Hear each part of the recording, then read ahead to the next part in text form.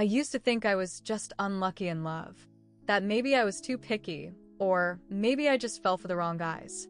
But it wasn't until I turned 30 that I began to notice a pattern, one that was too precise to be coincidence.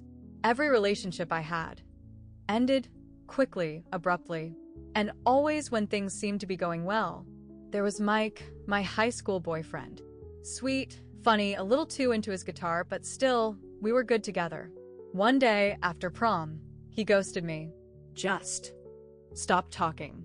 A year later, I ran into him at a gas station, and he couldn't even look me in the eye. Then there was Josh, my college boyfriend. We were serious that I thought I might marry him. But one morning, after we'd been dating almost a year, he sat me down and said, "Kate, I think you're great, but something about this doesn't feel right. I can't do it." No explanation. No closure. By the time Tom came into my life, I had started to believe maybe I was the problem. He was kind, stable at a nurse, loved dogs, volunteered on weekends. I told myself, don't mess this up. For once, things were going smooth. Too smooth. Then one evening, after dinner with my mom, he acted distant. "Are you okay?" I asked as we got into the car. He stared ahead. "Yeah, just tired." But the next week, he pulled away. Less texting, excuses, and then the message, "Kate, I think we should take a break." I sat in my room that night, wine glass in hand, staring at the ceiling. Why did this keep happening? Later that evening, I called my mom. "Hey, Mom. Tom and we broke up." She sighed, almost as if she expected it. "Oh, honey, I'm sorry." There was something odd in her voice, like she wasn't surprised. Like she already knew. "What?" I asked. "Nothing. I just had a feeling. Sometimes men sense things. Maybe he realized he wasn't right for you." I frowned. He was right for me. A pause. "Maybe not as right as you thought." The call ended, and something wouldn't let me sleep that night. Her words clung to me. There was something off in how she said it, like she knew more than she was saying. The next morning, intrigued, I opened my laptop and checked Tom's messages from social media. Yes, I still had access from when he'd let me use his social media profile. As I flipped through the page, I found something that took my breath away. I stared at the screen, the words burning into my eyes. "I don't want to hurt her, but I think it's better if I step away now." I clicked through the messages. My mom, my own mother, had been talking to Tom behind my back. A few weeks ago, she texted him, "You're a good man. Don't let things get too complicated. Kate can be intense." Intense? Another message, just saying, "Be careful. She falls hard and fast. Don't let her pressure you into something." My heart dropped. She was planting seeds, little, toxic seeds of doubt. Exactly when things had started to go wrong. I couldn't breathe. I called her immediately. The phone rang twice. "Hi, sweetheart," she answered sweetly, like she hadn't just detonated my entire love life. "Did you talk to Tom behind my back?" A pause. "What do you mean?" "I saw your comments. I saw what you wrote on his page. You've been messaging him, haven't you?" She went silent. Then, "I was just trying to protect you." From what? From getting hurt. Again. I could tell he wasn't committed, Kate. I have a sense for these things. I couldn't believe what I was hearing. "You pushed him away. You sabotaged us. I helped you avoid another disaster. You should be thanking me." "Thanking you? Are you serious right now?" "Yes, I am. Because every time you fall in love, you lose yourself. You let them walk all over you. I just step in before it gets too far." My voice shook. "You think that is your job?" Her voice hardened. "Someone has to look out for you. And clearly, it's not going to be you." I hung up. My hands were trembling. I wasn't sure if it was anger or heartbreak. Maybe both. For hours, I paced my apartment. Everything from my past relationships came flooding back. The sudden breakups, the vague explanations, the timing. Every time, it happened after they'd met her. Or after I'd mentioned her. Or after they'd had some brief, polite conversation that I thought was normal. I opened old messages from Josh. One stood out. "I feel like your mom doesn't really like me. She made some weird comments when I picked you up that one night. I hadn't thought twice about it at the time. Or Mike, he once told me, your mom's a little intense. She kind of freaked me out. She'd been doing this for years. My throat tightened, and worst of all, I'd never seen it. Because I trusted her, because she was my mom. I sat on the edge of my bed, gripping my phone like it was the only thing anchoring me to the floor. And then I made a decision. This had gone on long enough. I was going to confront her, not as her daughter, as a woman whose life she had manipulated. I hadn't been to her house in over a month. She lived just 20 minutes away, in the same suburban home I grew up in, the place that once smelled like cinnamon and fresh laundry. But today, it felt like I was walking into a courtroom. I didn't knock, but I still had a key. The door creaked open and she turned from the kitchen, wiping her hands on a towel. Kate. Her face lit up for a second, then dimmed as she noticed my expression. We need to talk, I said. She folded the towel slowly and placed it on the counter. I figured you'd come. I sat down at the table. She joined me, smoothing her blouse as if preparing for battle. I went through your messages with Tom, I said quietly. I saw what you said to him, and I know this wasn't the first time. She didn't deny it. Instead, she sighed and said, I only ever wanted the best for you. You wanted control. I snapped. You manipulated the people I loved. I protected you, she countered, her voice rising just a little. You don't see what I see. These men, they weren't right for you. I stared at her. What gives you the right to decide that? I'm your mother, she said, as if that alone justified everything. I know you better than anyone. No, you control me better than anyone. A long pause. She folded her hands, composed. You always get too involved, Kate. You love too quickly. You hand your heart over like it's nothing. I was just guiding you. By undermining me? By planting doubts in their minds. She glanced away, guilty for the first time. I never said anything that wasn't true. That stung, and it was also a lie. You told Josh I had anger issues. Her head snapped back to me. He told you that? No. I found her emails to him. You told him he'd be miserable, that I'd ruin his life, that I was too emotional. She didn't answer. You destroyed that relationship, I said, trying to keep my voice steady, and I never knew why he left until now. Her jaw tightened. I was trying to save you, Kate. No, Mom, I said firmly. You were trying to save yourself. From being alone. From me building a life, without you in the center of it. Her face twisted. That's not true. Yes, it is. I stood up. I'm done letting you manipulate my relationships. I'm not a child, and I'm not going to live the rest of my life under your microscope. She stood too. So what? You're cutting me off now. I don't know, I said. But something has to change.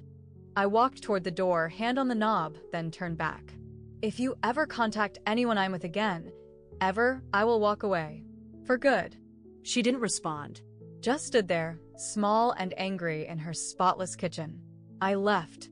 Outside, the sun had already started to set, casting long shadows on the lawn. I sat in my car, staring at the steering wheel, wondering if confronting her would change anything. Or if I had finally just set a boundary that was 30 years overdue. I didn't know where things would go from here, but for once in my life, it felt like I was finally the one in control. After that day, I stopped calling her. I didn't block her number and I didn't delete her contact. But I created distance, a wall she couldn't charm her way through.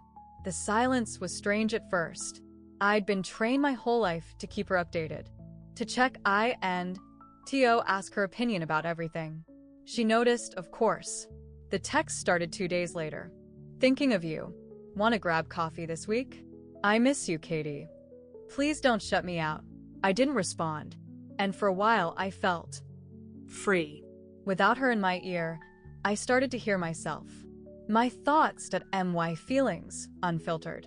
But as I untangled from her emotionally, I started to uncover just how deep her control had gone. It wasn't just about my boyfriends. It was the job I'd turned down because she didn't trust that company. The city I never moved to because she said she'd be too far to help me. The friends she subtly pushed away with fake concern, like, I just get a bad vibe from her. She seems unstable. It all came into focus. She hadn't just sabotaged my relationships. She had been shaping my entire life like a sculptor working in secret. I started therapy a few weeks later. I remember sitting in that tiny office, across from a woman named Marlene, who said almost nothing in our first session. I told her everything, from Tom to the emails I found to the confrontation in the kitchen. When I finished, she just looked at me and asked, Kate, when did you first start doubting your own judgment? I didn't have an answer, not right away. Because the truth is, I didn't remember a time when I fully trusted myself. That night, I opened my old journals.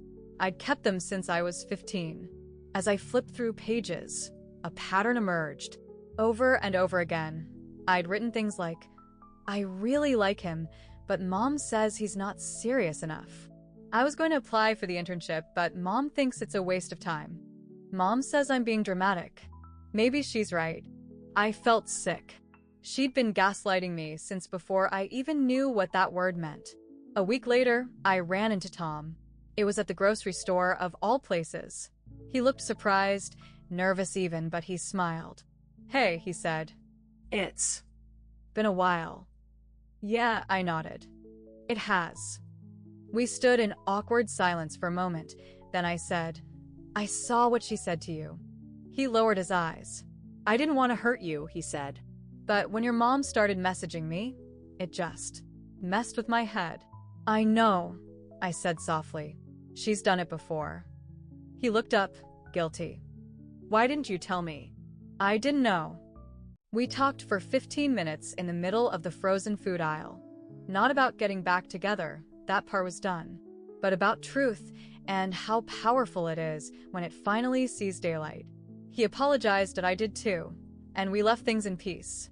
As I drove home that evening, something shifted in me. Not anger, not grief. Just clarity. I had been raised by a master manipulator, and for the first time I could see the strings. But I was finally ready to cut them. You don't just walk away from someone like my mother. Not without consequences. After a month of silence, the messages turned colder. Shorter, sharper. I don't know who you think you are. I sacrificed everything for you. You're not the person I raised. And then finally, fine. I won't bother you anymore. Good luck ruining your life on your own. That one hit harder than I expected. Even after everything, some part of me still wanted her approval. Or maybe just her understanding. But I was beginning to accept that I might never get either. Still, she was my mother. And when you've grown up being told someone loves you while they slowly twist your sense of self, you don't stop craving their love overnight. I spent a lot of evenings journaling. Therapy helped. So did long walks, candles, and playlists that made me cry for no reason at all. I stopped dating completely, not out of fear, but because I wanted to figure out who I was without someone else in the picture. Without her voice in my head. Without her influence. One evening, months later, I got a text from a number I didn't recognize. Hi, Kate. I'm Sam. We met briefly at a party last year. I got your number from Aaron. Hope that's okay. I remembered him. He had a quiet smile and asked thoughtful questions. We'd spoken for maybe 15 minutes over wine and laughter. I was wondering if you'd like to grab coffee sometime. I stared at the message for a long time. Not because I was afraid, but because I wanted to say yes, and I wanted it to be mine. My choice. MY timing to MY story. So I replied, Hi, Sam. I'd really like that. Our first date was easy, and oh pressure, and oh fireworks, just comfort. He listened. He asked how my week was, not what I wanted in 5 years. He wasn't trying to impress me. He was just present. And this time, I told him everything. Not on the first date, of course. But a few weeks in, over Thai takeout and wine, I told him about my mother. About Tom, Josh, the manipulation, the distance. I expected him to flinch, to run. Instead, he looked at me and said, That sounds incredibly painful. I'm glad you're here now. That was it. No judgment. No pity. Just understanding. It felt like a breath I didn't realize I'd been holding. A month later, Sam asked if I wanted to meet his sister. I hesitated, and my brain immediately jumped into old fears. What if she's like my mom? What if she tries to interfere? But I stopped myself. That wasn't reality. That was conditioning. And I wasn't living under her shadow anymore. So I said yes. I wore a simple blue dress, brought a bottle of wine, laughed through dinner with people who didn't know anything about my past, and didn't need to. For once, I felt like a guest in my own life, finally welcomed to the table. Later that night, as Sam and I sat on his porch under a blanket, he asked me, "Do you think your mom will ever change?" I looked up at the stars. "No," I said quietly, "but I think I have." 6 months passed. My mother didn't reach out, and I didn't either. The space between us stretched wider than I'd ever imagined possible, and oddly, I didn't feel lost in it. I felt peaceful. Sam and I kept things slow, intentional till we built something that wasn't rushed or dramatic. No tests and guessing games. He showed up. He respected my boundaries. He never once tried to fix me because I wasn't broken. I was just healing from being bent out of shape for years. One rainy Sunday, as we lay on the couch watching a movie, my phone buzzed. "Mom," the name lit up the screen like a ghost. I stared at it. I didn't answer. Then came the voicemail that I waited a few hours before listening. My heart beat fast as I tapped play. "Hi, Katie. It's me. I know we haven't talked in a while. I've been thinking about you a lot lately. I saw a picture of you and that guy. Sam, right? He looks nice, happy. You look happy, too. I know you probably don't want to hear from me, but I wanted to say I'm sorry. I didn't see it before, that I thought I was helping. I really believed that, but I realize now that I was controlling. I see how much I hurt you. I don't expect you to forgive me. I wanted to say it, that I'm sorry. I love you, that I always have, that I just didn't know how to let go. If you ever want to talk, I'm here." Click. I sat there for a while, listening to the quiet, processing. Her voice was softer than I remembered. Not manipulative, just tired, older.